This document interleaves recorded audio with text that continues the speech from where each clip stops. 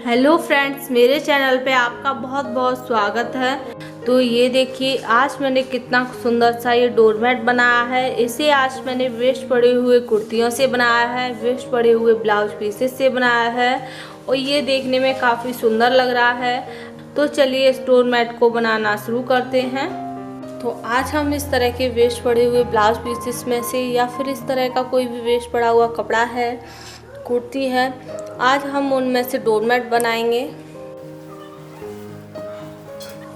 तो मैंने यहाँ पर इस तरह का ये ब्लाउज पीस लिया है जो मेरे पास वेस्ट पड़ा हुआ है और ये थोड़ा कपड़ा है वो सिल्क जैसा है, इससे हम ब्लाउज नहीं सिलवा सकते हैं। तो इसमें से आज हम डोरमेट बनाएंगे। तो सबसे पहले हम कोई भी पेपर ले लेंगे, उसके ऊपर हम डिजाइन बना लेंगे। तो मैंने यहाँ पर पहले से ये डिजाइन बना ली है। तो अब हम इसे इस तरह से रखेंगे इसके ऊपर और यहाँ पर हम इसकी कटिंग करेंगे। तो इस तरह से रखकर हम इसी से कटिंग कर लेंगे। तो इसकी लंबाई बता देती हूँ और चौड़ाई। तो मैंने यहाँ पर इसकी जो चौड़ाई है वो 5 ली है और जो मैंने इसकी लंबाई है वो 5.5 ली है। 5 बाई 5.5 का मैंने ये पीस एक चौकोर कट करके और उसकी मैंने ये डिजाइन बना ली है। तो अब हम इसे कट कर लेते हैं यहाँ पर।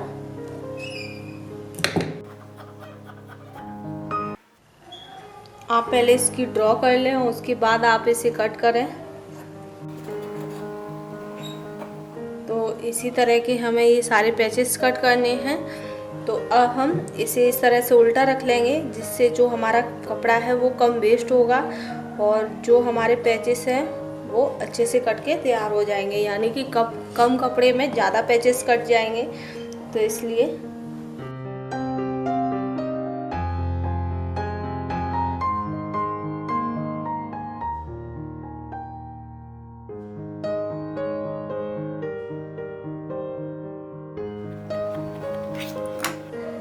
तो ये भी मैंने कट कर लिया है। तो अब हम इस पर सिलाई लगाएंगे। तो एक पैचेस को लेंगे, इसी तरह से हमें सभी को कट करना है। तो इसके ऊपर हम इसे रखकर 2 साइड में सिलाई लगा लेंगे, एक हम इस तरह से, एक इस तरह से। तो इस पर मैं सिलाई लगा लेती हूँ। तो ये देखिए, इस कपड़े के ऊपर मैंने सिलाई लगा ली है, इन दोनों को मैंने जॉइंट कर लिया है। तो अब हम इसे सीधा करेंगे।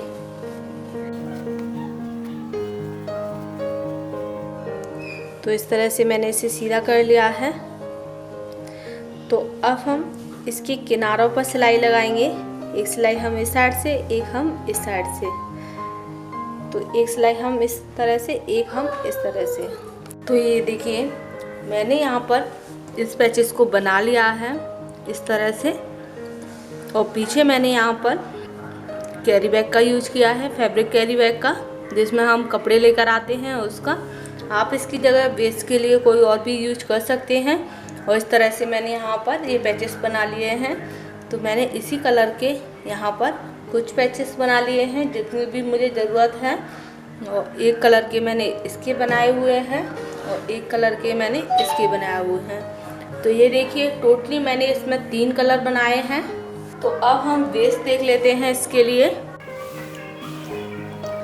तो वेस्ट के लिए मैंने यहाँ पर सर्कल पीस में ये अपना कैरी बैग में से कपड़ा कट कर लिया है। आप इसकी जगह फटा पुराना पेंट भी ले सकते हैं।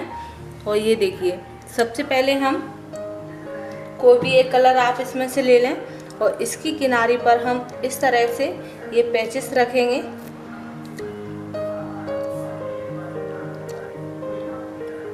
इस तरह से इसके चारों ओर हम ये पैचेस रख लेंगे और इस पर हम सिलाई लगा लेंगे।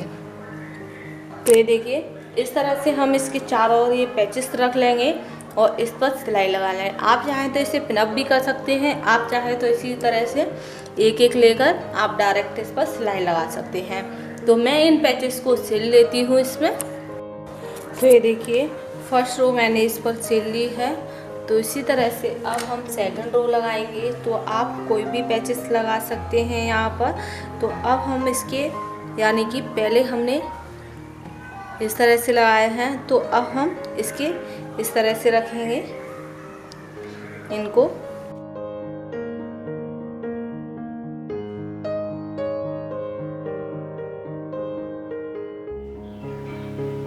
इस तरह से रखकर हम इसके चारों ओर सिलाई लगा लेंगे। तो इनको भी मैं सिल लेती हूँ। तो ये देखिए सेकंड रो भी मैंने इसमें सिल ली है। तो अब हम इसमें थर्ड रो लगाएंगे। आप इसे ऐसे ही जोड़ सकते हैं 2 रो लगाकर, मैं यहाँ पर 3 लगा रही हूँ। तो इस तरह से रखेंगे। अब एक को छोड़कर एक एक रखेंगे, जिससे इसकी फिनिशिंग थोड़ी अच्छी आएगी। तो पहले हम इनको सिल लेते हैं। तो ये देखिए हमने थर्ड रो भी यहाँ पर लगा ली है। तो अब हम इसके बाद फोर्थ रो लगाएंगे यहाँ पर। तो इस तरीके से रखेंगे।